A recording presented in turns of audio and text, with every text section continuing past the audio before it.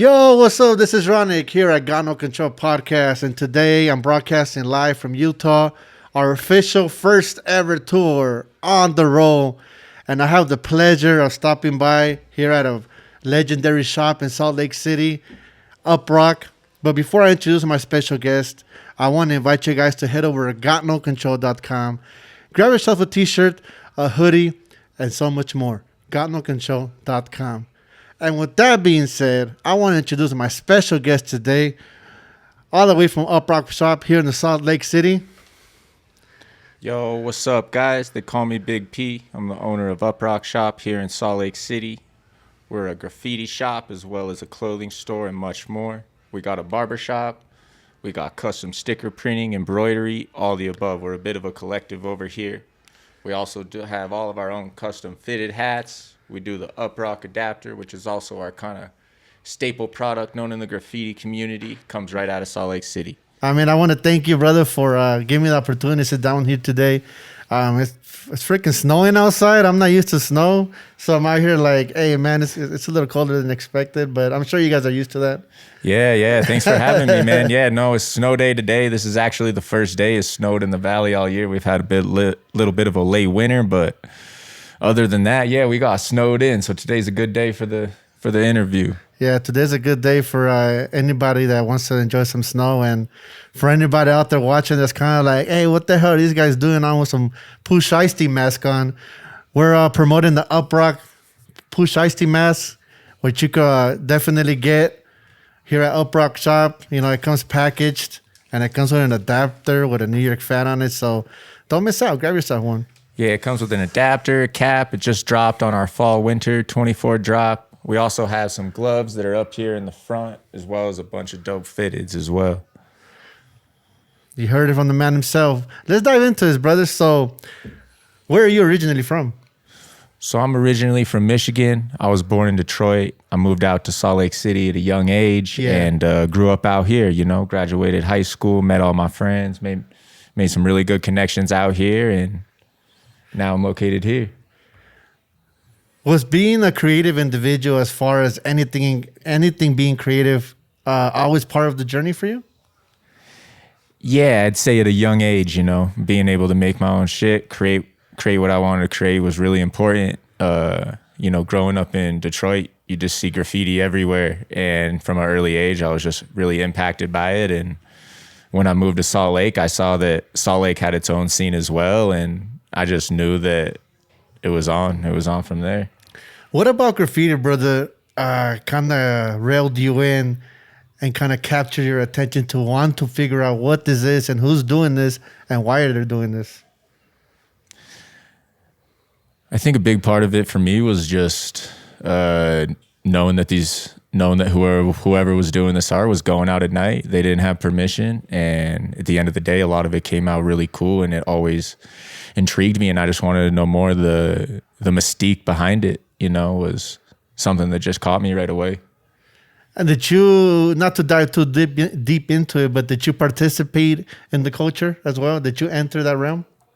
I did. I entered that realm at a young age. I kind of got into it at middle school, high school age. Met some people in Salt Lake City that, you know, really showed me what graffiti was. I kind of knew about it from living in Michigan, but until I, you know, moved out here and met some writers, I wasn't super privy to all of it and all the different dynamics that it had. You know, this culture could be very critique, right? Where like, I feel like we're our biggest critiques at all given moment. Where like, we always want more, but we can't appreciate the baby steps, right? Like, you know, today I might start painting graffiti today, and just being able to develop my first tag sometimes feel like should be an accomplishment, but you're so hungry to like, okay, I know how to tag, but whatever, I got to get to the throw up now. You know what I mean? Yeah. Is that something that ever ran through your mindset as a young kid coming up? You know, as a young kid coming up, I think I had the mindset that a lot of kids have nowadays, especially with the advancements of the internet and social media. And I wanted to skip a lot of steps. I wanted to be hot shit king overnight. In all reality, though, you know, my best advice is like, take your time. Don't learn the steps properly, get your hand style down, dial in that throwy. Because at the end of the day, you got mad spots, but like you don't have your shit developed, it'll show and people will be able to see that. And so the most important thing is just, really sticking to it and following that process. Taking a step back to the early days in Michigan, right?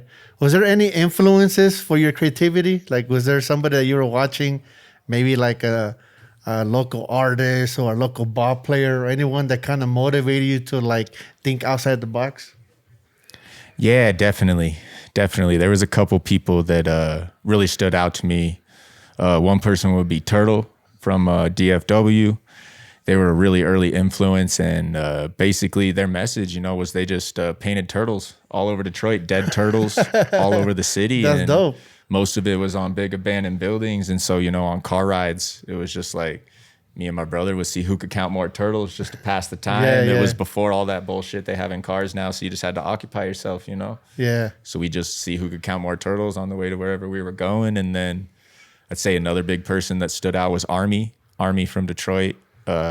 Remember seeing a lot of their stuff early on with great hand styles, really great hand styles. And that kind of, really pushed me to want to have, that real signature. You got to have that as your tag. Yeah. Kind of describes you, right? Like, if you see a sick tag, then like, oh, damn, this guy means business, right? And if you see a tag that's kind of like needs some work, then you kind of know like, oh, this guy barely started. So kind of like distinguishing both, right? Like, okay, now you could kind of realize what's going on just by the tag, right? 100%, and I can say that, I personally, I have friends that crazy burners, fire wild style pieces. But if you asked them to go out bombing with you and, catch a bunch of hand styles, do some throwies, like they wouldn't know where to start. Gotcha. They kind of skipped that process and went right on to, advancing in the artwork. But I still think that those early stages are extremely important. For me, I could talk from my perspective, right? I feel like my surroundings coming up as a child really molded the individual that I became today in 2025, who I am today, like my way of thinking, my respect level and so forward. But for you, would you say that those surroundings also helped you mold who you are today?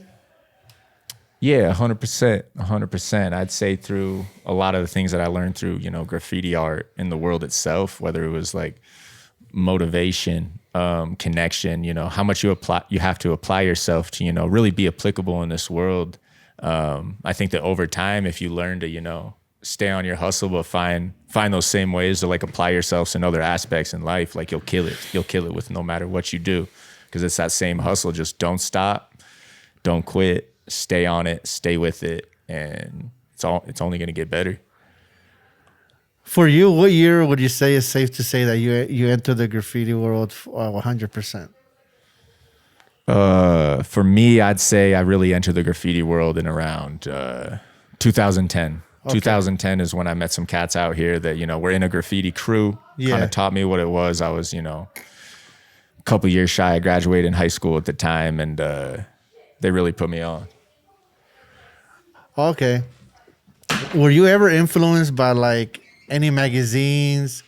I know in 2010, kind of like the internet was already in full effect, but there was some magazines, right? It's fair to say there were some magazines. And you got older movies like, I know Bombing the System was something I watched when I was a child, Beat Street, Wild Style and stuff like that. Did any of that stuff ever motivate you? Yeah, definitely. I'd say I kind of fall in that area of like, I grew up with DVDs, and watching the old school films, but I also had the internet kind of coming out at the same time and YouTube becoming more applicable and Instagram starting to become more on the rise. But I'd say some really early films that motivated me would be some of the transitions films like Reefer Madness. Okay. Or, obviously all the war videos, were a big impact. All the SDK Stomp Down Killer videos that were, I think those were for some of the first guys on YouTube really putting out content. It's crazy to think though, right? Because I come from a time where like the internet wasn't really important, right? It was there, but it was kind of like, yeah, bro, whatever, right? Yeah. And now it feels like anyone out there pursuing this kind of has to have some type of social media presence in a way, just because, especially if you're trying to move merch, right? Because I see a lot of content being created now in 2025 when it comes to graph, right? Yeah. How do you feel about that? Yeah, I think it's real tricky. Every city, is going to have a little different system on how they work, how their graffiti task force work. But I think at the end of the day, you're committing a crime, and if you're going to make a social media profile for the world to see of that, like, you got to know the repercussions that comes with. You don't rob a bank and post the loot. You shouldn't paint a spot and post it the next day. But at the same time, if you have some sort of artist platform or you're somehow trying to monetize, like, do what you got to do, run your thing.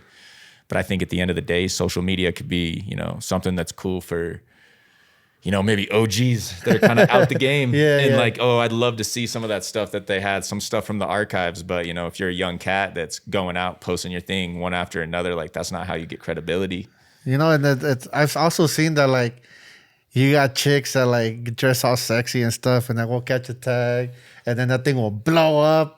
But you have a guy that catches the tag, is like, yeah, bro, whatever, bro, get out of here. You know what I mean? 100%. So the internet could be very cruel too at the same time, right?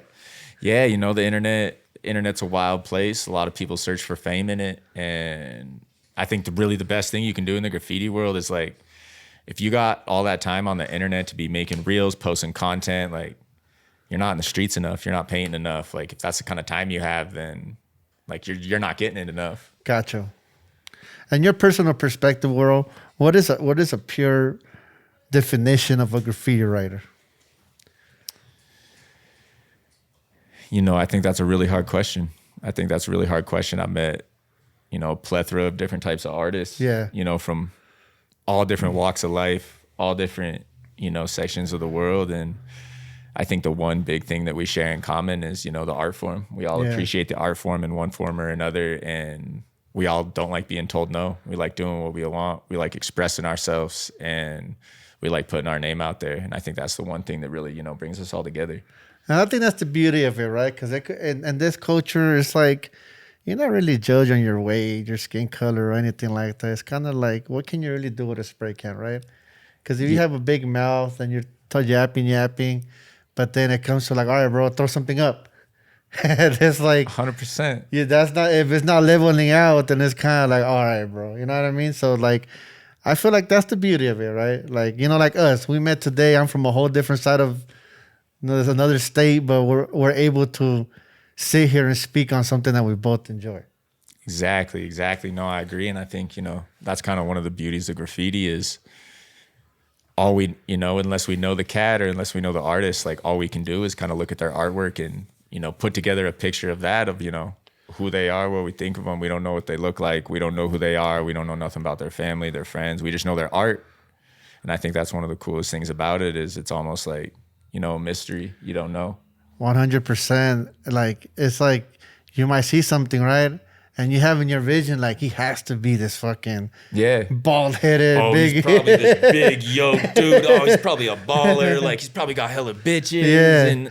And then he's fucking 5'1", fucking doing his thing, Like, everything's different. You never know who the fuck you're gonna meet. You never know who it is. I met, so many different people that, all come together for the same life. Whether it's like, more the party community, more the gangbanging community, more the like hipster community. Yeah. Like, there's so many different walks of life that I've met, but at the end of the day, we all come together for the same reason. Sometimes I feel like the general population has a hard time understanding that, right?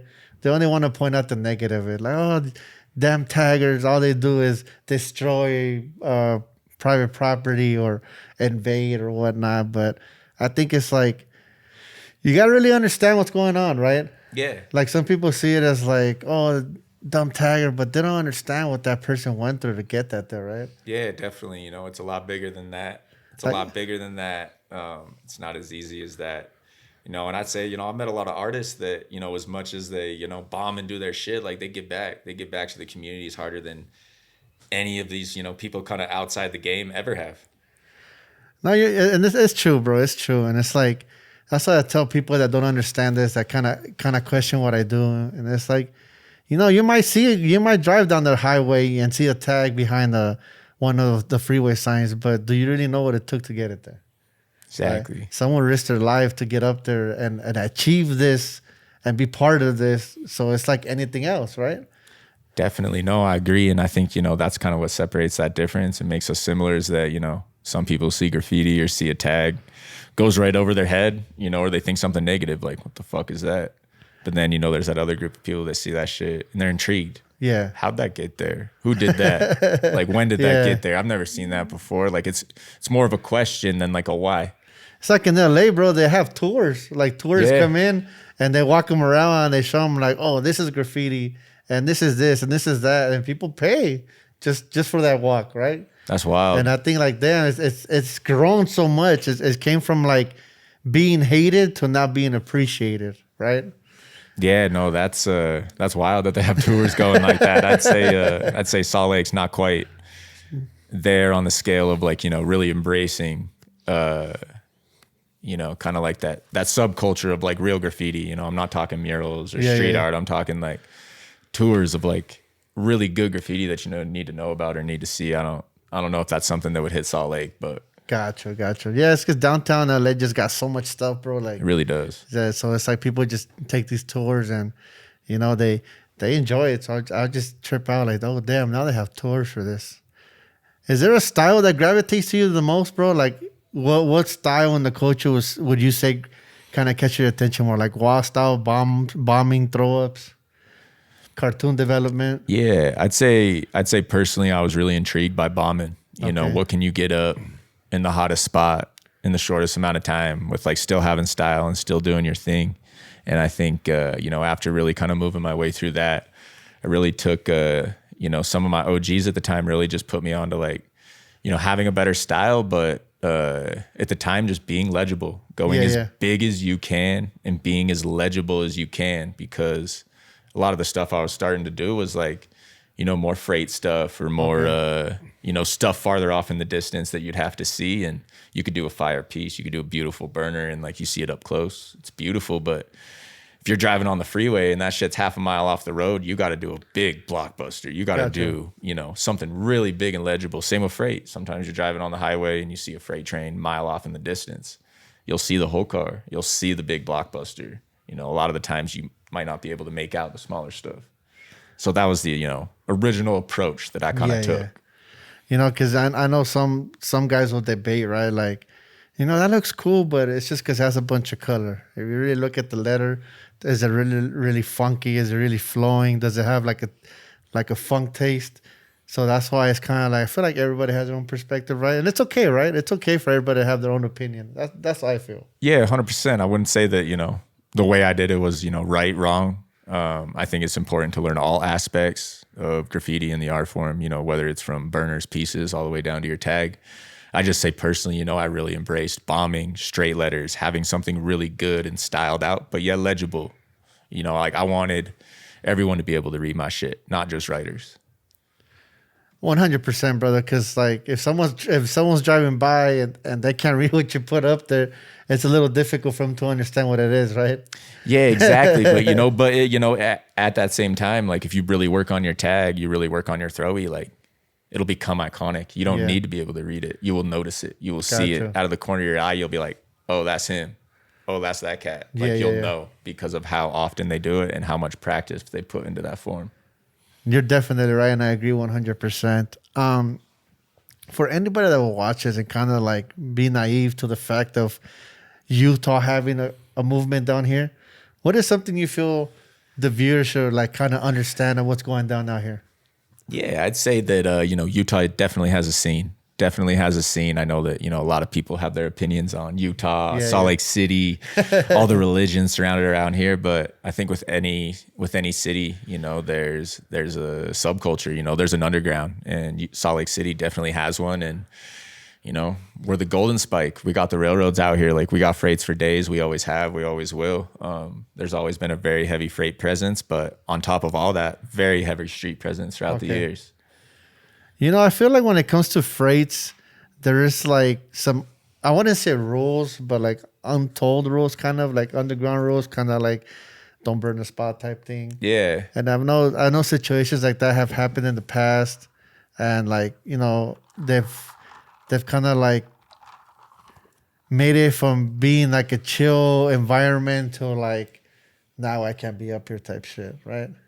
Yeah, I say that's a tricky one, man. Every city's going to be different. Every city's going to have a different layout to how their yards are built. You know, I don't have a ton of experience with LA, but from what I do, you know, most yards are trashed. They're full of litter. They're full of cans. Every single wall is painted. Yeah. And that's not even me talking shit. That's just how it is. Yeah. You come out here, like you will not see a single tag in a train yard. You will not see a cap or a paint drop. Okay. On the ground. And a big part of that is like we have to keep it clean. We have to keep that longevity. Salt Lake City has, you know, plenty of money and plenty of resources to figure that shit out. It's not necessarily a waste of time to them. Yeah. So somewhere out here, you know, we're really big on like keeping the yards clean, maintaining them, and just making sure that we'll be able to paint them forever. So would it be fair to say that Salt Lake City kind of moves like a unit? Like if someone does some out of ordinary thing, hey bro, what are you doing type thing by somebody? Yeah, I'd say, you know, Salt Lake's different than a lot of cities. I'd say there's definitely like a little bit different of a code as far as graffiti goes, just because, you know, sometimes it's harder to get your shit to run. It's harder to get a spot to rock. And as far as the freight goes, I'd say, yeah, there's kind of a general process that a lot of cats follow. A lot of cats know it. You know, there'll be out-of-towners that come through. There'll be the younger cats getting in the game, but generally everyone kind of follows that code if you want to, you know, stay painting and not get your panels capped. I think it's dope because like I came from Colorado, right? And in Colorado, if you really don't head to Denver, there's not much out there. You got to really dig. But as soon as I drove into Salt Lake City, Utah, shit was everywhere, bro. Like on the freeways, on the train tracks. And I was like, oh shit, it's alive out here. You know what I mean? Because it's my first time out here. I've never been out here before. Yeah, that's one of the cool things about Salt Lake that I don't think a lot of people realize or even really take the time. I think a lot of people drive through and don't stop. But, you know, a bunch of major freeways connect right here in Salt Lake City. And a big thing, you know, for the graph scene out here is painting the I-15, painting the I-80, because there's so many people that come through that don't stop. They don't take the time to, you know, get some food, check the city, paint a spot. They're like, fuck Salt Lake. I'm going to drive through this. You take the time to stop. It's dope. We got a ton of dope stores, like pretty good racking scene out here. It's pretty low key. It's not blown out. You know, it's a nice place to call home base. Got you. Has music ever played a big part in your involvement of the culture? Like, are you like a hardcore hip hop guy, or are you more into like bands type stuff? Yeah, definitely. I'd say, you know, music's a big part of the culture, and music's a huge part of Uprok. You know, I'd say the hip hop culture really helped build the shop. The whole time it's been open, and I'd say hip hop would be a major inspiration in a lot that I do and a lot of things to do with Uprok. Was being an owner of a graph shop always in your mind coming up, or is it just kind of stumbled across you?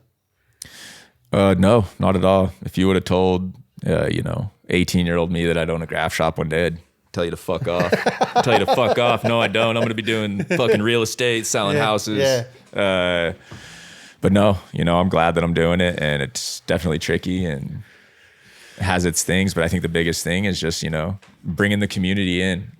Bringing people in, always making something happen. Things get slow, make it busy. Do what you got to do every time. You definitely have something special here, bro. Like just walking in here, I could feel the vibe, right? Like it's something special, especially for the city out here, right? To have a space like this where you could come b-boy, you come rap, you come paint, you could just come chill, you come get a haircut. Yeah. You know, you come buy supply. Like there's more to it than just walking in and grabbing a can here. Yeah, no, 100%. I'd say, you know, kind of what we do at Uprok is much more of like a, you know, community collective style. I know y'all can't see the entire shop right now, but we're sitting right here in like the b-boy room, DJ room. We do ciphers in here, b-boy battles. Over behind us, off to the left, we got a barber shop. You know, you can come get a fade, get a haircut. In the front of our shop, you know, full spray paint collection, markers, mops, scribes, edge, you know, everything you need. And then, yeah, all of our clothing, we make it ourselves. We design it ourselves. Like, we have a custom account with New Era. You know, we do a bunch of really cool custom hats, custom fitteds.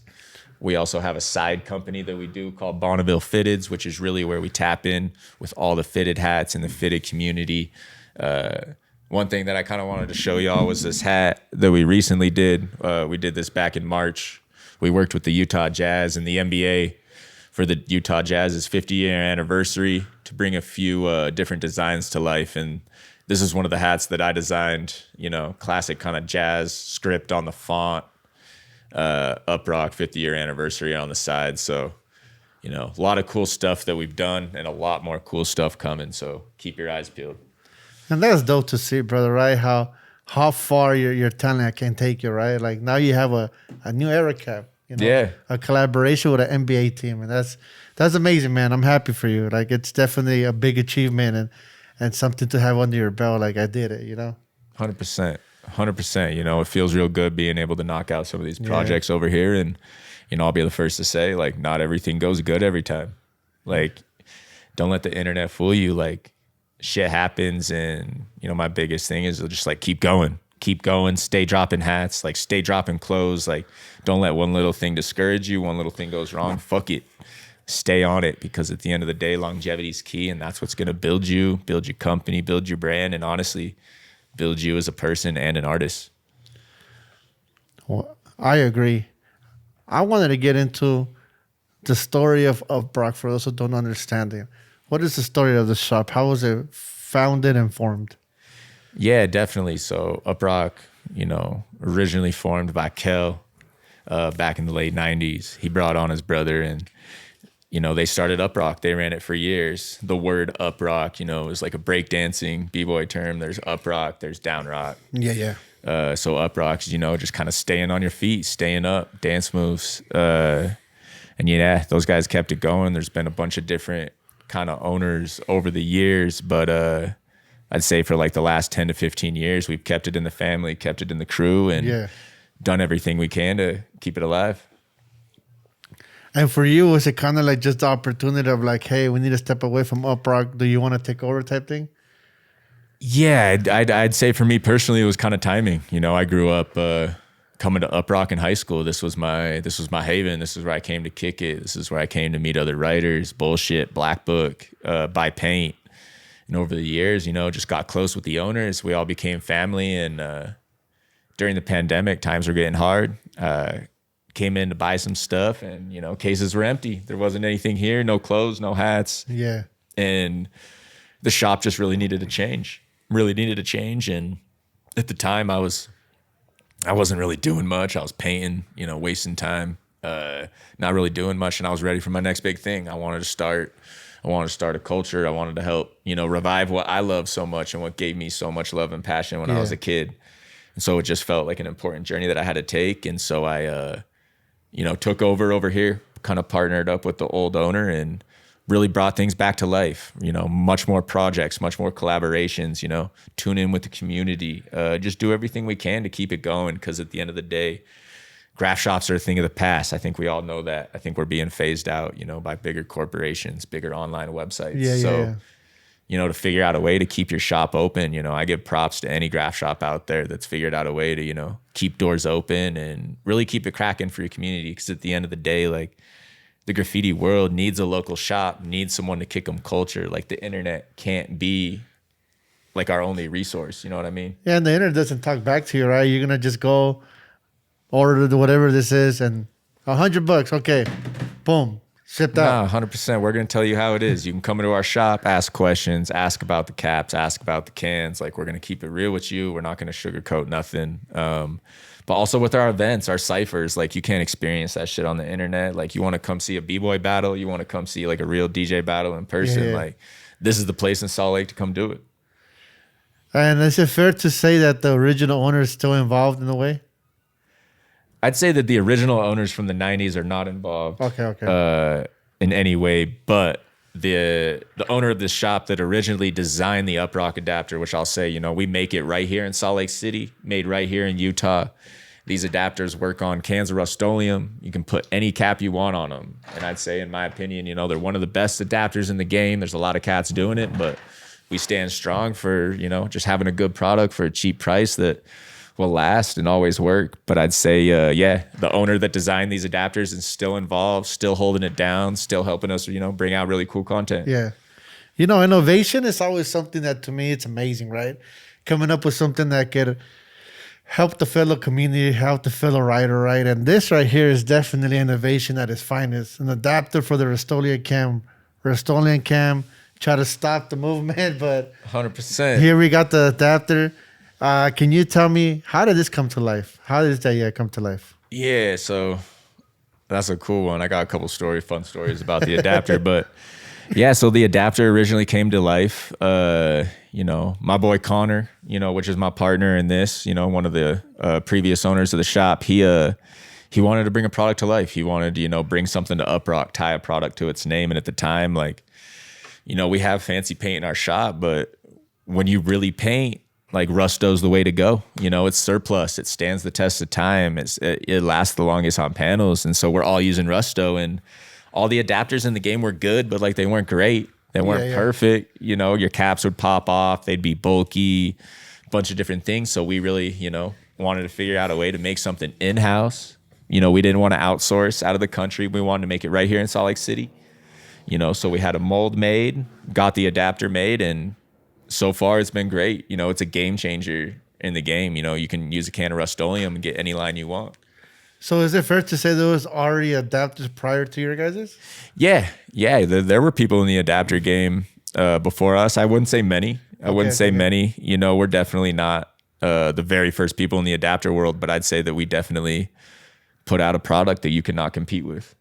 This will stand the test of time, and for the price, you're looking at $1.50 for an adapter that until you lose it or your homie fucking steals it, you will have this adapter. Yeah. And if for whatever reason anyone buys an adapter and they use it so much to the point where it doesn't work anymore, hit us up, send us a message on Instagram. We'll send you 10 of them, because it never happens. This shit will last you forever. I was talking to you earlier about one of my first trips, kind of out to Cali, LA area. My boy Ponzer took me out to Wilmington, and I met a group of younger kids, and they were all sharing an Uprok adapter. There's about 5 of them, and they were all filling their shit in with stock tips. And then when it came to outlines, fighting over who got the Uprok adapter first, right away, just pulled the adapters out of my pocket. I'm like, yo, and that shit was like a gift to him, A lot of, in Utah, we're blessed with the Uprok adapter. It's something we use every day. We got pockets full, but you go to other cities, there's entire crews sharing one adapter. Getting their pieces done, knocking out spots. Man, that's amazing, man, that you guys were able to innovate something. And I want to take the advantage to do something today. I'm going to take me a bag of these adapters right here. So to whoever draws me a comment of the craziest story of how they lost theirs, I'm going to send you a bag on me. I'm going to look at the comments. So make sure to drop a comment. Craziest story of how you lost your adapter. And I'm going to send you a bag of some of these Uprok adapters. And I also wanted to get into, brother, for anybody out there that's kind of always wondering, man, I want to do something, but I don't want somebody to steal my idea. Yeah. Or I don't want someone to take my idea because they got more money and they could do it bigger than me. You being someone that already has a product, what can you say to that individual out in the graffiti world that's kind of thinking of putting something together? I think that's a tough one. I think we get excited about things. We talk to our homies, we talk to our peers about it. But if you have a good idea, keep that shit to yourself and believe in yourself and make that shit happen, because at the end of the day, this Uprok adapter was a small idea. We needed a budget to get started, but at the end of the day, it was just believing in it and just knowing that it would work and knowing that it would happen, and kind of keeping quiet about it, not telling everyone what you're doing right away, because I think that's a big thing that we get excited about. We try and pitch our ideas to homies for recognition or being told it's a good idea, but I think that if you got something solid and you believe in it, keep that shit to yourself and fucking make it come to life. Do whatever you got to do. Ask for resources, but keep it quiet. Keep it to yourself. Don't be scared to fall, because you can always get right back up. 100%. Every single time I've been locked up, every single time I've had my ass beat, 2 steps forward. Every time I've never gotten worse as a person. I've gotten better from each experience. Even with this, bro, when I started this, people are bro, no one's ever going to sit down with you. What the hell are you doing? Go get a life. 100%, man. Some of my best friends would tell me that, right? Yeah, people are going to doubt you. People are going to doubt you, but at the end of the day, you do it, and then people see you do it. And, those same people that doubted you, that were saying that, no one's going to sit down with you. You ain't going to be shit. Yeah. Those are going to be the same people asking to sit down with you and be on your damn show. Yeah, 100%. And another thing I want to say is, man, don't get upset when someone says some dumb shit about you, man. People are always going to talk crap. F that guy. He's not this. He's not that. My balls are bigger than his balls. It's never going to end. So just look away from that and just keep moving, man. Just keep moving. That's how don't worry about what people got to say, because the moment someone's hating, you're doing something right. That's the way I see it. 100%, man. If someone's hating, you're doing it right. You know, compliments feel good when people tell you you're winning. It feels good, but if you can take those negative comments and that negative energy and turn it into more, you know, like I've always kind of had that saying, like losing feels worse than winning feels good. Yeah. Losing motivates me more than winning. Yeah, because when You you know win what it, I it's mean? kind of like, it's cool, but what's next? You're like, cool, I did it. But when I lose, it's like, fuck, no, I need to be better. I need to do it better. I need to do it bigger. You know what I mean? I wanted to ask you a question, bro. A lot of guys out there feel like if you sell spray paint, you're a millionaire. They kind of look at you like, oh man, this guy's making big bucks. But hell no. Hell no. I'd say 100%, unless you got your own brand of spray paint out there, which is extremely hard to do. No graph shops are making money off their spray paint. Spray paint's a cool necessity to get people through the door. You know, I kind of compare it to like a movie theater, you know? Yeah. Spray paint's the movie ticket, and everything else we sell in our shop is the snacks, the food. That's how we stay open. Yeah, I don't think a lot of people understand, like, look, bro, you have to have a business license, right? You have to pay bills. You have to pay rent. You got to pay employees, right? Yeah, there's overhead, you know what I mean? You might get the cans at a wholesale price. You still got to pay shipping. You still got to stock the damn thing. And by the end of the day, you're not making a couple bucks off of it. Yeah, no, it ain't nothing crazy. You know, I know all the graph shops out there, you know, the overhead on paint, it ain't nothing crazy. The overhead on products in general, you know, it's not crazy. You really got to come up with ways, you know, be unique, make your own products, like have that paint that people love, you know, carry hardcore, carry loop, carry Belton, you know, have all that, you know, dope ass shit. But, you know, make your own shit, make your own hats, make your own clothes, you know, make your own adapters, make your own dice scribes, keychains, like do fun shit and just believe in yourself and run it. Yeah, because everybody started from ground zero, bro, right? 100%. Nobody was born with like, here, it's set for you. Just walk in there and you're set to go. You know what I mean? Like, it's always the groundwork that makes it more soothing at the end when you kind of get to where you want to be at, right? And it's like, that's why I like to bring that up, bro, because I feel like a lot of people walk into shops like yours and they're like, oh, I want to get hooked up because I know these guys are making money and I don't got it. But at the end of the day, bro, it's like we're all getting it one way or another, right? Yeah, we're all on that same tip, you know. People come in and be like, yo, kick me a can. Yo, do this. And it's like, most of the time I help out when I can. I'm like, yeah, fuck, you need an adapter. I got you. I know the struggle. You need some caps. I got you. But, you know, it's not a big money hustle. You know, you own a graph shop. You fucking love this culture. You love this game. Like, you're in it for the long run. You know, this ain't, you know, big turning money over here. This is like, you know, being able to eat, live, and like do what you love. This ain't no Pablo Escobar money. No, fuck no. Fuck no. This is fucking eat, sleep, wake up, do that shit again, and love it every fucking day money. What can you say to somebody out there that's right now sitting on some money and like, man, I'm gonna open up a shop? Fuck, I tell you not to do it. I tell you don't do it. There's enough graph shops out there. Yeah. No, honestly though, I'd say if you're sitting on some money and you got a vision and you want to do a graph shop, do it, but do it different. Do it different than the way everybody else is doing it. Because if you don't set yourself aside and make yourself unique, even if you're in a city with no other shop, you got to be unique somehow. Because in the graph world, like it's ruthless. Like you got to be original. You got to, you know, keep it with the street. You can't, you know, take a street art route and expect to make it as a graph shop. Yeah, it's a hard one. And, you know, you got to be, you know, tuned in with your city. Like, you know, the city doesn't love us being here. You know, we got to, you know, do what we can to, you know, clean up the block, you know, just kind of keep things cool. Because at the end of the day, you know, we are a graffiti shop and we support that culture. You know, and one last input that I want to make to that topic is that, you know, a lot of older guys will be like, well, back in my day, we racked the paint. You know what I mean? Like, back in my day, we weren't going to no grass shop, we were racking. But in our reality in 2025, like, what's the odds of somebody walking into a shop like yours and racking, right? Like, that's something that... Yeah, I'd say, I mean, I don't have my shop set up to where you can rack from me. You're not going to get away with racking from me. It's not really set up that way. I'd say my shop is more of like an easy necessity, you know? Like, when I was in high school, I'd fucking rack all my paint. And then I'd come here and buy my outline or buy my like marker that I wanted to use because that was worth it. I couldn't rack it from anywhere, and it was a dope product.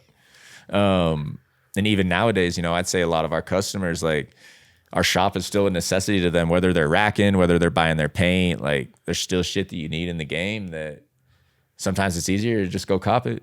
100%. That's something that I want to see, bro. I want to see an all-American brand spray paint here in the States. I hope it happens one day for the culture. It will. Maybe one day, we don't have a lot of the resources, out of the country that they have as far as like canning and aerosols, but it's definitely coming. It's definitely coming, and we'll have a dope brand soon. Who knows? Maybe Uprok will be the next one to bring it out. That would be dope. Uprok blue. Just like Uprok blue. Start with one color, do the Uprok blue, maybe a black and white. 100%. What can the world expect in the future from Uprok? 2025, entering 2025. Oh, 2025, we'll have a bunch of really cool projects coming out. You can expect to see a lot more videos, a lot more content, working with different artists around the U.S. and around the world.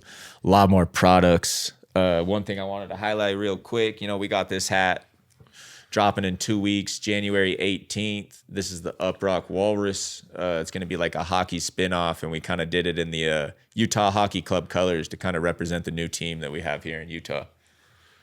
If anybody out there will want to collab with you on the hat, are you up to for collaborations at the moment or not yet?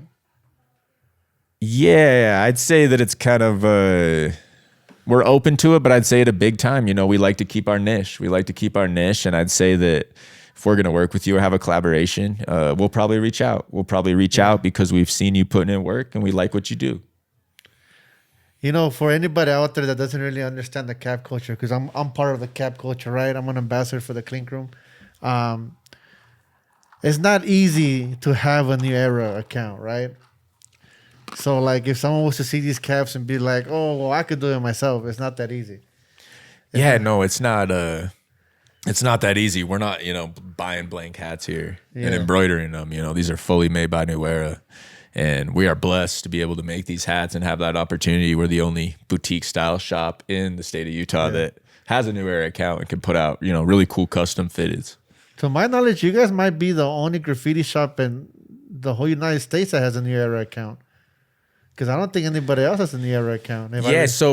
So to my understanding, we're the only shop that has a custom New Era account where we can make customs. But there are a few other graph shops out there that have New Era accounts to where they can still sell it in their shop. So like one shop, for instance, I believe it's in New York, All the Right. Okay. Really dope shop. They got a Jordan account, New Era account. I don't know how much like custom stuff they do. And just for the viewers real quick, this would be an example of custom. It's a design that we make, we create it, we bring it to life, work with local artists. This one was done by Jetpack Johnson.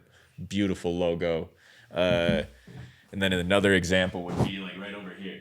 This is the Dodger Dog hat. This is LA. This is not something that we designed. We picked all the colors, picked the fabric, picked the color placement, but this logo was already done by someone else. And so that's the kind of difference between a custom hat, and your league hat. So I do think there's some graph shops out there that have some really cool league stuff that they're dropping, really cool colorways and stuff. But as far as like custom hats go, I think we're the only ones in the game. Yeah, I think it's fair to say custom wise, because you're able to custom your own cap, and I think that's amazing. And getting into that, brother, how did that stumble into you guys' path, like the whole New Era thing?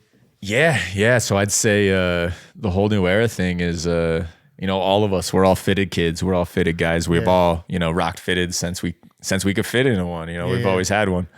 So over the course of just owning Uprok through the years, just applying, just doing everything we can to try and get recognized. And, finally everything aligned. And my buddy Connor, one of the old owners of the shop, locked in New Era. And when I took over, I, kept that going and solidified things and, doing bigger and better projects. We just did this project with the Jazz last year, and hopefully this year we'll have a new project coming out with the Utah Hockey Club.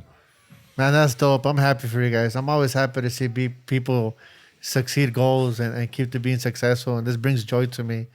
Seeing you guys being able to grow, work with a brand like New Era is amazing. And like I said, for anybody out there that doesn't understand cap culture yet, if you do your research, it's not easy to work with New Era. It really isn't. That's why you have a lot of companies that start doing customs, and you got to go through those companies in order to put your design on the New Era cap. It's not like going to newera.com and putting a design through and that's it. It doesn't work that way. So for anybody out there that doesn't understand, just a little insight. If you ever want to do a New Era cap, you always have to go through somebody to send it to New Era, and then New Era still has to approve it, right?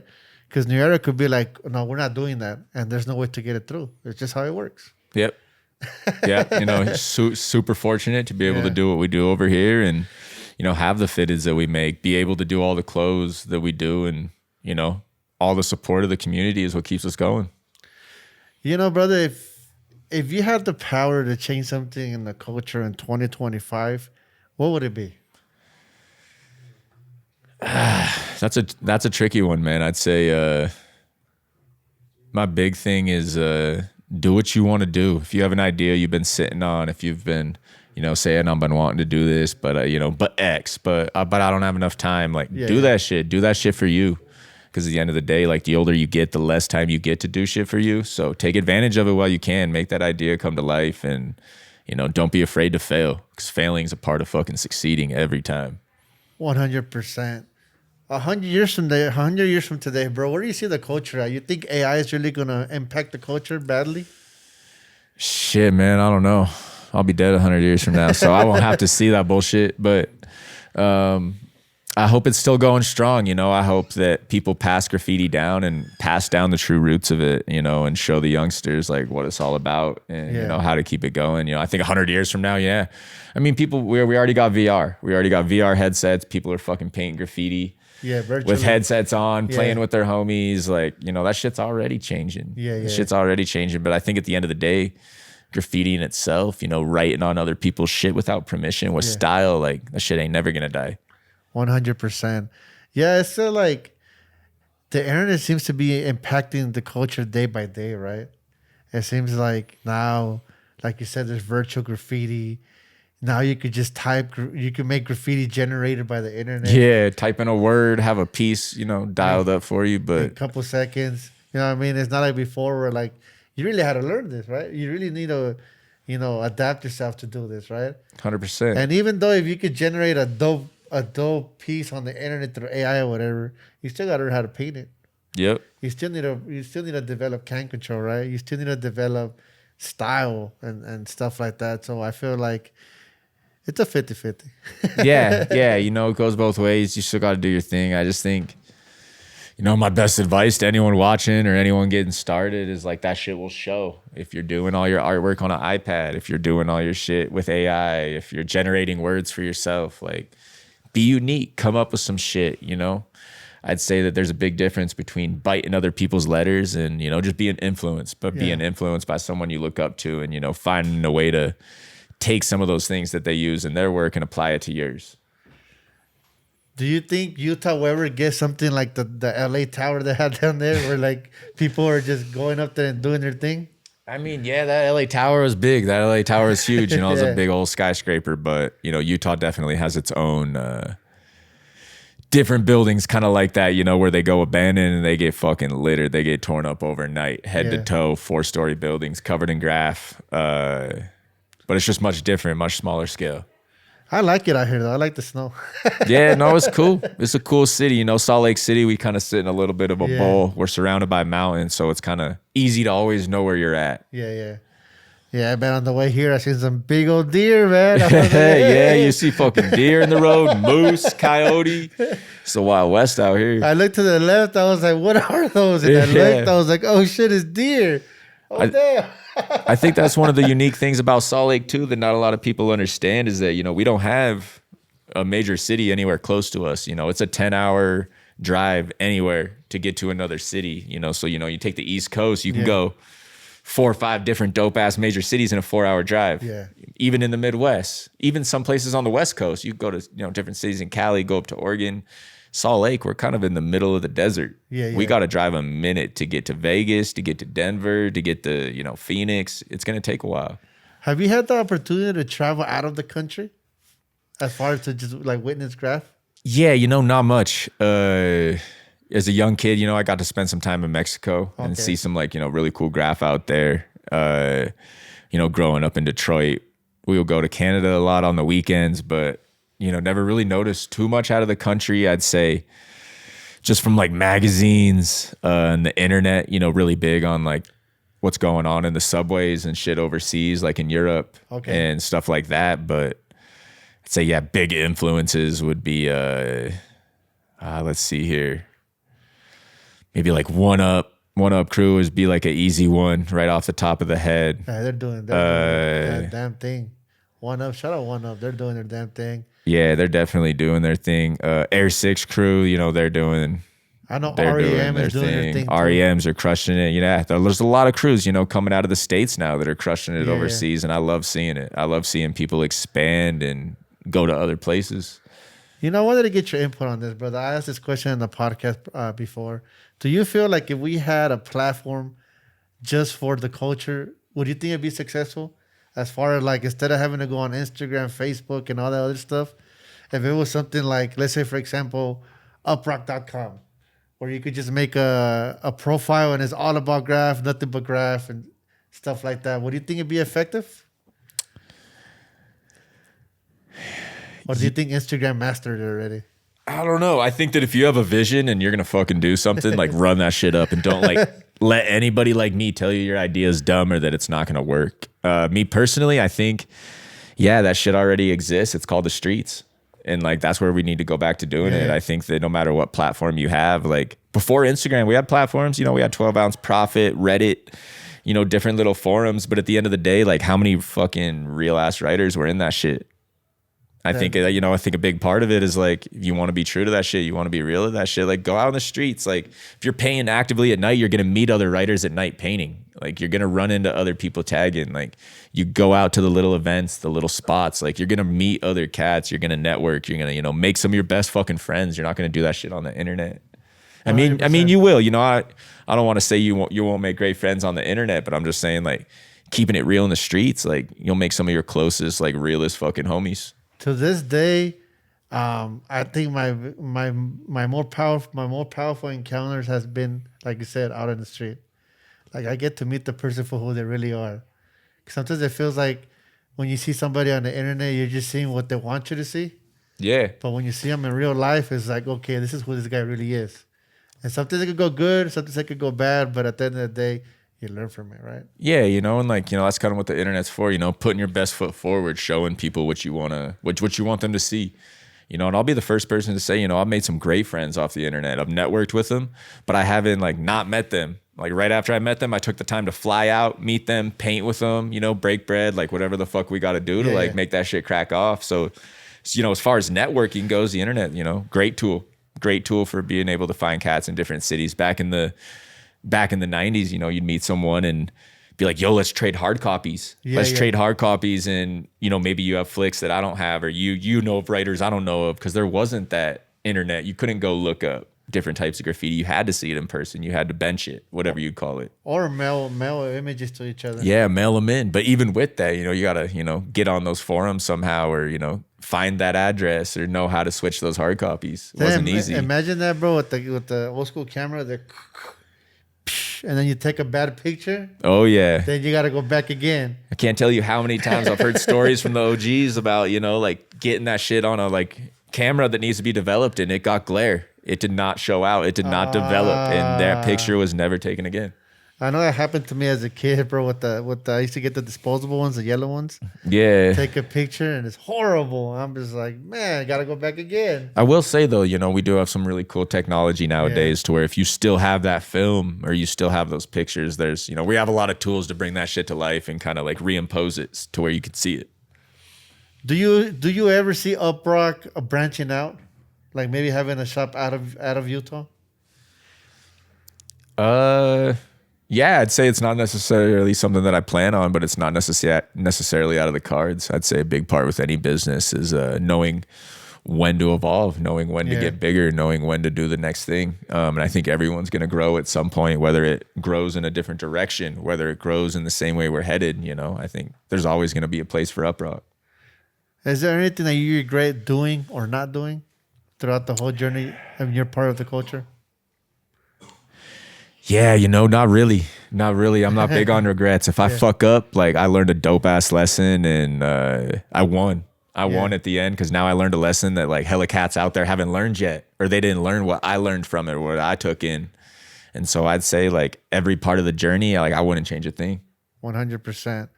You know, before we get out of here, bro, I got 2 more questions for you. One being favorite sneaker to rock out of all time while you do your thing.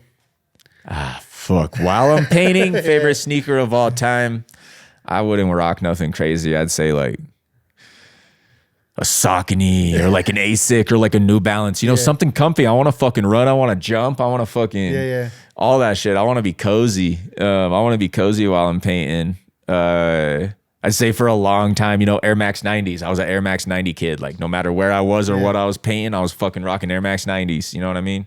I'm in the same boat, bro, because doing this whole tour that I've done, man, I was wearing Jordans and my feet started hurting, bro. And I was like, hell, man, I'm done with these shits. Fuck I wanted to get me a pair of New Balances and now I'm on.